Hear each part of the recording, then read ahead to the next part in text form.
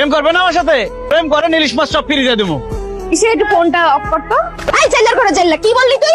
বাংলা ভাষায় কথা বলছি, বুঝেন নাই? আপনার ভালো লাগছে, আপনার লগে প্রেম করুন। প্রেম করলে খালি ইলিশ মাছ না, সব মাছ ফ্রিতে দিয়ে দেবো।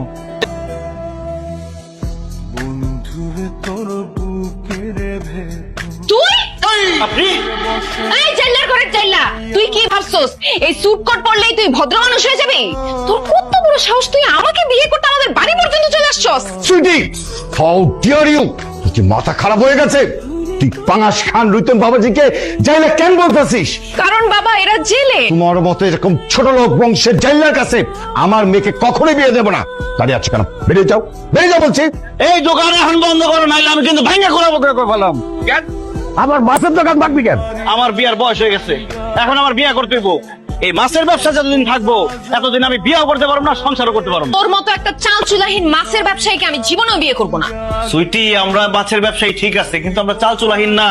এই ঢাকা শহরে আমাদের গাড়ি আছে, বাড়ি আছে, ব্যাংক ব্যালেন্স, টাকা পয়সা সব আছে। বিশ্বাস করো। আমার মেয়ে বিশ্বাস করলেও আমি বিশ্বাস করি না।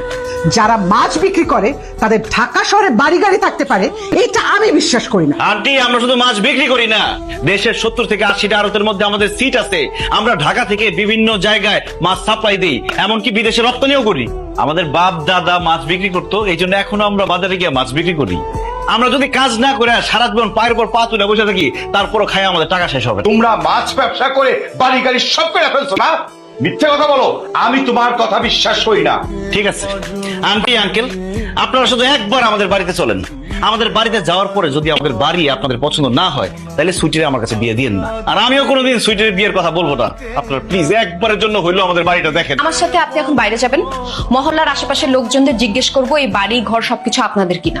তারা যদি বলে তাহলেই শুধুমাত্র আমি বিশ্বাস করবো। যারে খুশি তারে আপনি জিজ্ঞেস করেন। চল আসেন। আচ্ছা দেখো, এখন তুমি বলো এই গাড়ি বাড়ির মালিককে, ওনার বলো। এটা আবার বলার কি আছে? এই গাড়ি এই বাড়ি তো গো। বাদল ভাই, আমার সাথে যে একজন মেহমান আছে দেখছেন? আমরা যে বাড়িটাতে থাকি আর যে দুইটা গাড়ি ব্যবহার করি, ওগুলোর আসল মালিক কে? কে আবার? তোরা তোরা তো খানদানি বড় লোক, এটা আবার জিজ্ঞেস করার কি আছে? কি এবার বিশ্বাস হয়েছে? কিছুটা হয়েছে, এখনো পুরোপুরি হয় নাই। শুধু টাকা পয়সা গাড়ি বাড়ি থাকলেই হয় না, বংশ মর্যাদা থাকতে হয়।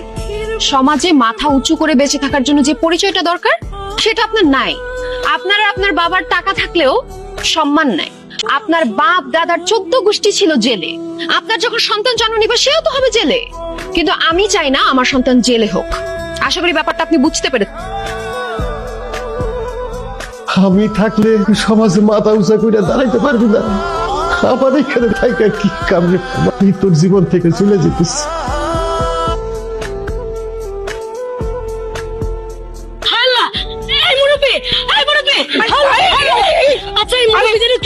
আরে এটা তো আমাকে রুইতনের আব্বা, এই পাঙ্গাস কাটা। এই কথা না কইয়া আগে রুইতনটা ফোন দে। আরে আগে হাসপাতালে নিয়ে যাই, তারপর ওইটা ফোন দেওয়া যাবো। এই ধরো ধরো ধরো। ব্যাপার রবিন, বিয়ে করার জন্য তো একদম উতলা হয়ে গেছিলা, এখন আমাদের বিয়ে হয়ে গেছে, তোমার তো মন খারাপ রবিন? কি ভাবতেছো তুমি? না, তোর আব্বাই খুব অসুস্থ, হাসপাতালে ভর্তি আছে, অবস্থা বেশি ভালো না। খালি রুইতন রুইতন কইরা ডাকতাছে। যদি সম্ভব হয় ভাই, তুই তোর আব্বারে হাসপাতালে এসে দেখা যা। আচ্ছা ঠিক আছে, আমি এখন আসতেছি। বেসিক্যালি আপনার জন্য টেনশন করতে গিয়ে ওনার হাতটা দুর্বল হয়ে গেছে। না খেয়ে না ঘুমিয়ে ওনার শরীর দুর্বল হয়ে যায়, একটা সময় অসুস্থ হয়ে রাস্তায় পড়ে থাকে। এলাকাবাসী পথচারী হাসপাতালে দিয়ে যায়। যে পরিশ্রম করে সৎ পথে টাকা উপার্জন করে তাদের জন্য আপনাদের কোনো সম্মান আসে না, তাই না? আর আমার আব্বাকে যে জেলে বলে অপমান করছেন, আরে আমরা মাছে ভাতে বাঙালি, এই জাইলারা যদি মাছ না ধরতো তাহলে মজার মজার মাছ আর খাওয়া লাগতো না। শোনেন, কোনো পেশাই ছোট না, প্রত্যেকটা পেশাই সম্মানের। আমরা আসলে সেইভাবে কখনোই চিন্তা ভাবনা করে দেখিনি। আপনি আমাদেরকে মাফ করে দেন প্লিজ। আমার শ্বশুর আমার জামাই জেলে, আর আমি জেলের বউ, আর আমরা সবাই মাছের মানুষ।